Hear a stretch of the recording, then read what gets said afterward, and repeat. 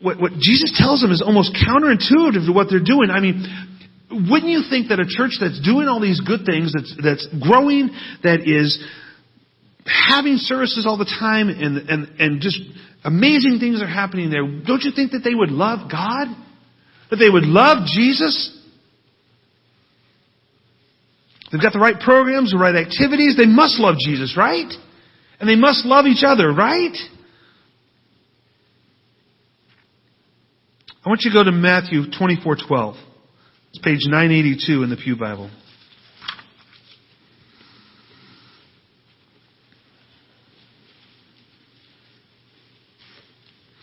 And this verse is talking about the end of days. Now you understand that when Jesus rose from the grave and Jesus ascended into heaven, the end of days began. So this is what it says in Matthew 24:12, page 982. It says, and because lawlessness will be increased, the love of many. And actually some versions say most will grow cold. They forgot how to love Jesus, and they forgot how to love each other. I mean, this happens all the time in churches. You know, we're a Bible-believing church. No, we believe the Bible.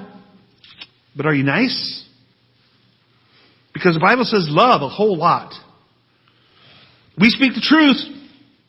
We speak the truth. But do you speak the truth in love?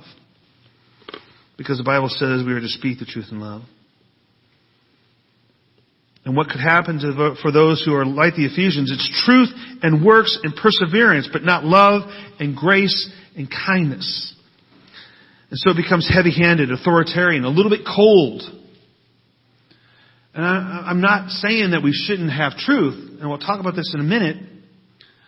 There needs to be a balance. And then we get wrapped up in what we're doing in services and outreach and Bible studies and VBS. And believe me, all these things are great. Everything that's happening, everything this church is doing, they're great. But the problem is they forget why they're doing it. They're doing it because they've always done it. That's how we've always done it. That's what we're doing. We're going to do this because that's what we've always done. Instead, they should be doing it because they love Jesus. And if they love Jesus, they love those people who don't know Jesus.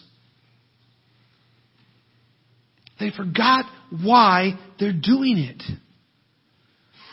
It's classic. It happens all the time. Doing something just because we've always done it is not a good reason to do it. We should do things because we love Jesus and because of His love for us. Now, the church at Ephesus, they had excuses. And we make excuses today. Oh, this city is hard to live in. This city is, it's hard. It's a bad place to raise a family. Nobody wants to be a good neighbor. I mean, have you tried to go out and make friends with your neighbors? Half the time you don't even see them. And when you do, they don't reciprocate. Nobody comes back and wants to be a good neighbor to me. So why should I waste my time?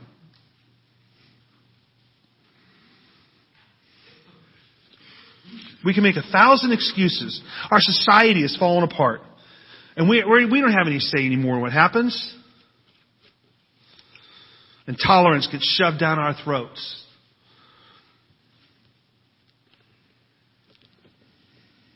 And we're labeled as narrow-minded because we believe that Jesus is the only way. You know something? This church had the same problem. This church had the same. There's 50 gods in this place that are worshipped. And they would say there's only one? Psh, narrow-minded Christians. We begin to get sick of religious people who are so committed to their false gods. People who are hypocrites, claim that, they're a believer in Jesus, yet they don't live it. Sick of the politics, sick of even trying. But Jesus says, no, wait a minute. You're not dead yet. And I'm still alive. And you know what?